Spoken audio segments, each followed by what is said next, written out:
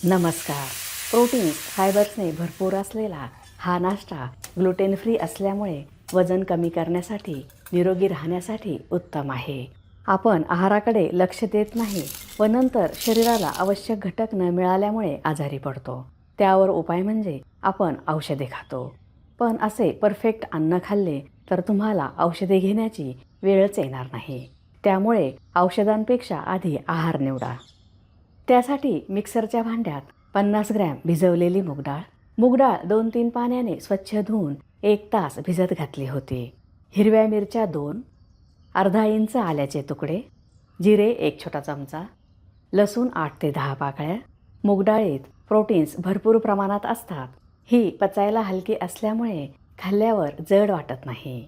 एका भांड्यात ज्वारीचे पीठ अर्धा कप, बेसन पीठ पाव कप, वाटलेली मुगाची डाळ, किसलेला दुधी भोपळा, किसलेले पनीर, किसलेले गाजर, किसलेला कोबी, बारीक कापलेला पालक, बारीक कापलेला कांदा, बारीक कापलेली कोथिंबीर, दही 2 मोठे चमचे, हिंग पाव छोटा चमचा, लाल तिखट अर्धा छोटा चमचा, हळद पाव छोटा चमचा, ओवा अर्धा छोटा चमचा, काळी मिरी पावडर पाव छोटा चमचा, धने पावडर 1 छोटा चमचा, तीळ 1 मोठा चमचा, चवीनुसार मीठ.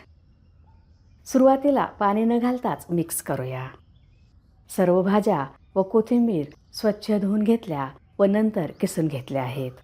भाज्यांचे प्रमाण तुमच्या आवडीनुसार घेऊ शकता. ओवा व हिंग घातल्याने डोसा पोटाला बाधत नाही. हे मिक्स झाले आहे. आता थोडे थोडे पाणी घालून पीठ पातळ करूया. डोसा छान असा कुरकुरीत होण्यासाठी तव्यावर चमच्याने सोडता येईल एवढे पातळ पीठ करूया. ह्या गट फ्रेंडली नाश्त्यापासून नैसर्गिकरित्या विटॅमिन्स, प्रोटीन्स व फायबर्स मिळत असल्यामुळे महागडी औषधे घेण्याची गरजच नाही. तुम्ही चॅनलला सबस्क्राईब केले नसेल तर सबस्क्राईब करा, बेल आयकॉनवर क्लिक करा. त्यामुळे तुम्हाला नवीन रेसिपीजचे नोटिफिकेशन्स मिळतील. व्हिडिओ आवडल्यास लाईक करायला विसरू नका. पीठ एवढे पातळ केले आहे. आता पॅनमध्ये थोडेसे तेल, तुम्ही 1 थेंब तेल न वापरताही हा डोसा बनवू शकता. तेल गरम झाल्यावर थोडेसे तीळ, त्यावर मिश्रण एकसारखे पसरूया. सुरुवातीला कढईने सोडूया. प्रत्येक डोसा करताना भांड्यातील मिश्रण व्यवस्थित हलवून घ्यावे. मिश्रण व्यवस्थित पसरले आहे. वरूनही थोडेसे तीळ. वरची बाजू सुकली आहे. त्यावर थोडेसे तेल लावूया. एक डोसा खाल्ला तर फक्त 50 ते 60 कॅलरीज मिळतात. त्यामुळे आधी औषध निवडायचे की अन्न निवडायचे हे तुम्हीच ठरवा. डोसा भाजला आहे. कडा हळूहळू सोडून घेऊया. आता डोसा उलटून दुसरी बाजू भाजून घेऊया. तेलाचे प्रमाण कमी वापरल्यामुळे वजन कमी करणाऱ्यांसाठी उत्तम आहे. हे गरम गरमच खाल्ले तर छान चव येते. कुरकुरीत डोसा खायला खूप छान लागतं. डोसा खमंग भाजला आहे, जाळीदार झाला आहे. पोळी व भाजी बनवायला जास्त वेळ लागतो, पण हा डोसा कमी वेळेत होतो. हा कुरकुरीत डोसा तुम्ही फक्त नाश्त्याला खाऊ शकता असे नाही.